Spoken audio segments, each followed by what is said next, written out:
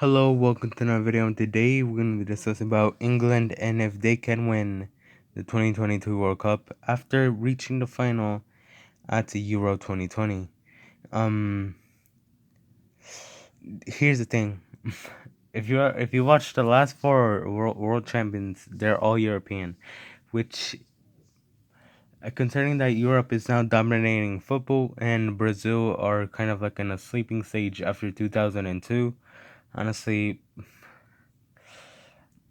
and considering that Argentina, although they do have a pretty decent side, they might still lack the enough quality to have a considerable approach at a World Cup. Honestly, these things are opening up for England. So honestly, England has many sides to worry about, but here is who they have to worry about. France, if they get a good enough system, they have to worry about. Let me see. Obviously, Italy. Italy's still on the conversation, and Germany, no, I don't think so. So they have two real opponents that they have to worry about, which is France and Italy. Here's my two lineups here, and here I'm gonna start with here analyzing both of these lineups. Southgate tends to play playing with a back four, but he has also had played with a back three or slash back five. So here I'm gonna start off with the lineup I think he'll be wanting to use the most, which will be the back four. The back Dean Henderson for me has to be in goal. In both of these systems, he will be in goal because I think now that he's gonna be obviously starting for Manchester United, considering that David De Gea is making a lot of mistakes recently, I think Dean Henderson will be a starter at Manchester United, and he'll be a really good goalkeeper, and he would displace Jordan Pickford, and put him on the bench. So yeah, I think Dean Henderson should start. Harry Maguire will be starting on both systems. He's aerially dominant, and considering that he has a lot of dominance in the air, with his very good passing, they'll make him the perfect center back for the system, and two, because his height will be an important factor because of set pieces, and who is too important for the set pieces? John Stones. John Stones is another very good center back at Manchester City, but he will not start in the other system because I'll discuss it later. But he'll be starting too because honestly, in at a back four, I think being aerially dominant is an important factor for any sort of system, any sort of back four system. I think being aerially dominant is the most important factor, and having the passing range of Harry Maguire. Johnson's, although he's not Harry Maguire, he too possesses very good passing range. We have Kyle Walker and Luke Shaw slash Chilwell. I think Chilwell can start now that he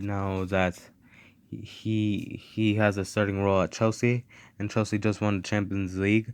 So if he has another very good season, I think he can put Shaw on the bench.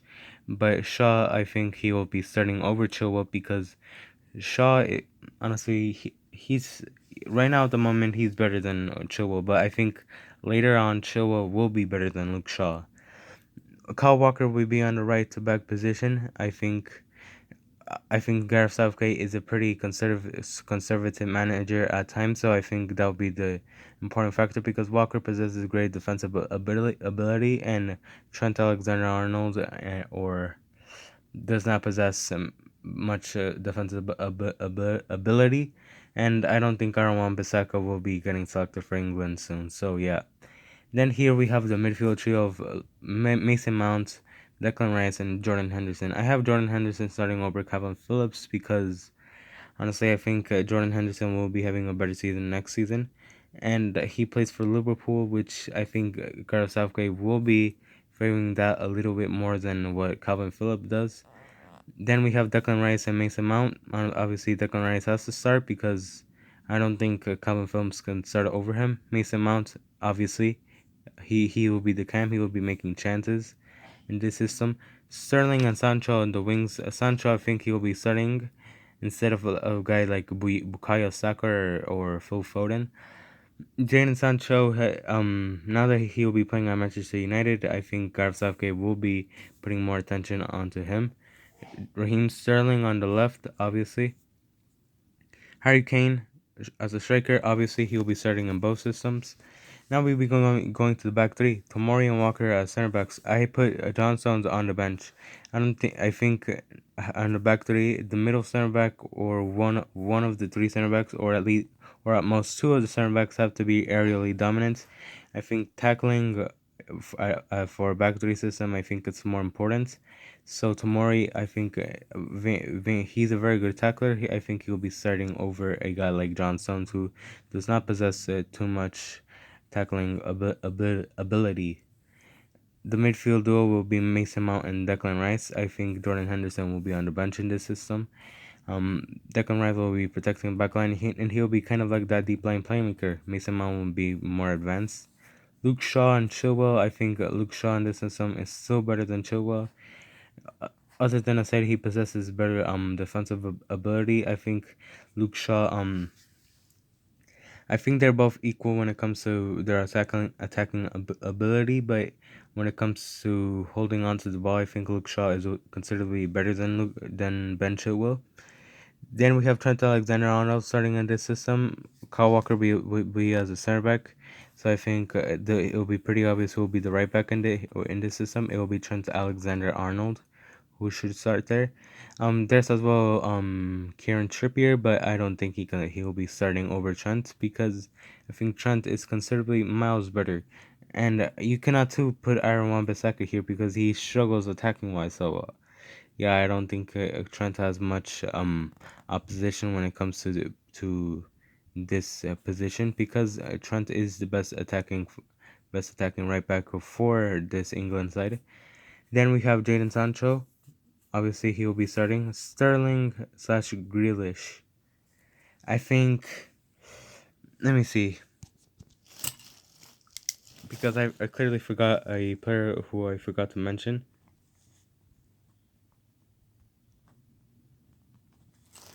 I forgot about Phil Foden. Okay, so I think in this system, I think playmaking ability is still has to be taken into consideration. So I think Grealish and Phil Foden will be battling it out for Sterling and Jadon Sancho's spots in this system. I think playmaking ability is too very important. Sterling and Jadon Sancho are not bad playmakers, but they tend to play make down the wings and not in the central areas as much as players like Jack Grealish and Phil Foden. So I think Jack Grealish and Phil Foden will be battling it out for Sterling and Jadon Sancho's spot in this system. And Harry Kane will be starting, no question about that. So the question is, can England win the 2022 World Cup at Qatar? Can they win it? Wait, let me put it here.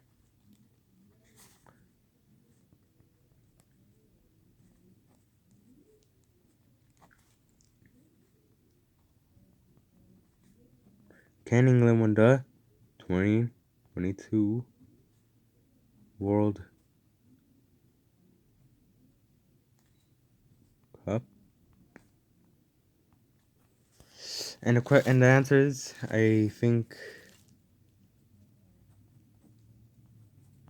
yes. I think they can win the 2022 World Cup. Um, I they shouldn't let this Euro 2020 loss impact them too much, considering that they still have a very good team. I think they should be a title contender for the tournament. They have many good players. Here I'm gonna list you the reasons. One, obviously quality obviously. Two, managing. I think Gareth Southgate has a lot of faith in his players.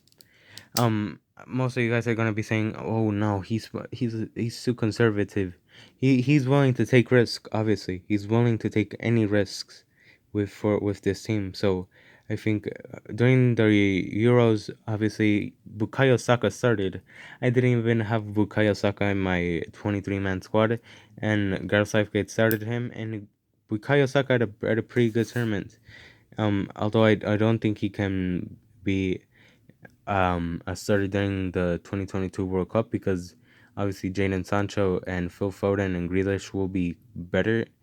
I think they Bukayo Saka still had a very good tournament, and obviously Gareth Southgate. Most people question Joachim Low after many losses in the 2006 World Cup, 2010 World Cup, and the 2012 Euros, and the 2008 Euros as well. But obviously, with enough experience, you can win a World Cup. So honestly, England have to be patient with him.